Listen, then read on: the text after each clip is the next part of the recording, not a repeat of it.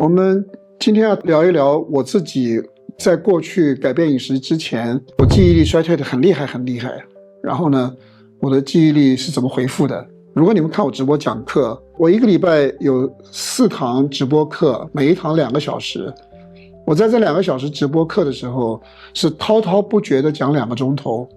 我可以告诉你们，我面前没有任何脚本，我面前没有任何参考书籍，没有任何参考数据，所有的内容全部是从这里面出来的。你就会说，如果这是真的，这个人脑袋里面要装多少东西啊？可是你们信不信？我在40多岁以后，我的记忆力就不知不觉的逐渐下降，一点点下降的，自己不知道的。你们应该都知道验证码这回事。我在电脑上需要去做一个验证，手机发一个4位数的验证码给我，看完了以后我要去输入，我就不记得了。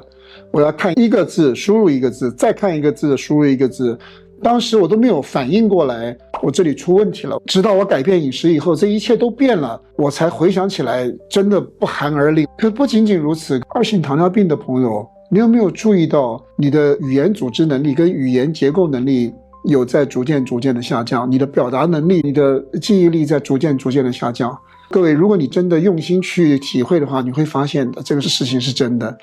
我自己是一个什么样的健康状态呢？我的基础胰岛素远远高于普通人。后来我知道我是属于天生的高胰岛素血症，我的空腹胰岛素就达到了15啊，一般人的身体里面很少空腹胰岛素这么高的。那么我的胰腺呢，制造胰岛素的能力也非常强大，所以在我前面59年的人生当中，吃的都是高糖饮食，我从来没有糖尿病的风险。但是在这个过程当中，我身体都可以制造足够多的胰岛素，让我的血糖变得还 OK。即使我已经有比较严重的胰岛素抵抗了，我的胰腺呢还是能够制造更多的胰岛素出来，维持我的血糖没有变成2型糖尿病。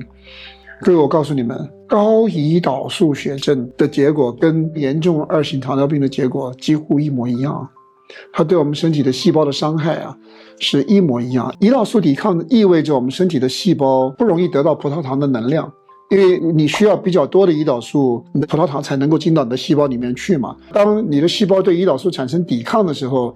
它得到能量的效率就会越来越低了。如果你吃的饮食是所谓传统的饮食，或者是我们说的高糖饮食的话，我们的脑细胞确实是100%依赖葡萄糖的。但当你出现胰岛素抵抗的时候，你的脑细胞呢，渐渐的呢，有一部分的脑细胞它不容易得到葡萄糖的供应了，它能量会不够了。我们了解一件事情，就是我们的脑细胞获取葡萄糖的时候，对胰岛素是没有依赖的。所以很多人会在这边产生一个误解，认为胰岛素抵抗对脑细胞没有任何影响。实际上，身体里面胰岛素抵抗胰岛素太多的人呢，它会影响我们整个代谢的环境，包括脑细胞的代谢环境都会影响。它代谢环境受影响，它会让脑细胞里面的线粒体受损。虽然大脑摄入糖不需要依赖胰岛素，可是胰岛素在我们大脑里面会有其他的作用。胰岛素抵抗的结果会使得我们学习能力下降，会使得我们神经退化的风险升高，容易暴饮暴食，艾滋海默症的风险会增加。所以它对我们的脑细胞是有影响的。胰岛素抵抗，我过去不懂这些东西，事后我知道，在那个情况下，我的记忆力下降的非常的厉害。我在刚刚开始改变吃生酮饮食的时候，我读书本里面有说，酮体啊是我们脑细胞非常喜欢利用的一种能量，所以我们生酮，我们身体燃烧脂肪的时候，我们的肝脏会制造酮体出来。当你肝脏制造的酮体数量足够多的时候，我们的脑细胞啊，就有相当一部分的脑细胞就可以依赖酮体作为燃料了，不再依赖葡萄糖了。我们的脑细胞大约有20%是完全需要依赖葡萄糖的，大约80%的脑细胞是可以依赖葡萄糖，也可以依赖酮体的。所以我们在吃生酮饮食的时候，因为食物里面碳水化合物的热量越来越少了，我们身体里面基本上肝糖原也很低了，我们血液里面的葡萄糖很少了，然后酮体开始出现了，就是说80%的脑细胞就开始利用酮体作为能量了。我自己有非常明显的感受，不知不觉的有一天我拿起来验证码要去做验证的时候，手机一望6个数字，转过头去6个数字我就全部打到电脑里面去了，我把我自己吓了一跳啊。下一次7个数字我也记住了，我把我自己又吓了一跳。不过渐渐的我就习惯了，到现在为止，你们看我在讲课，没有脚本的，没有笔记的，所有的内容就全部在这里就出来了。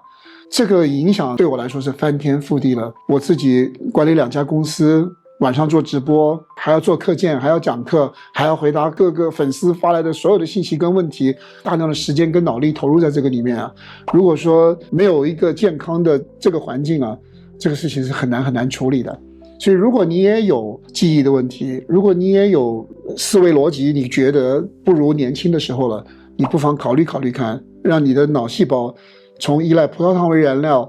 转变过来，让它依赖酮体为燃料，你看一看结果会如何。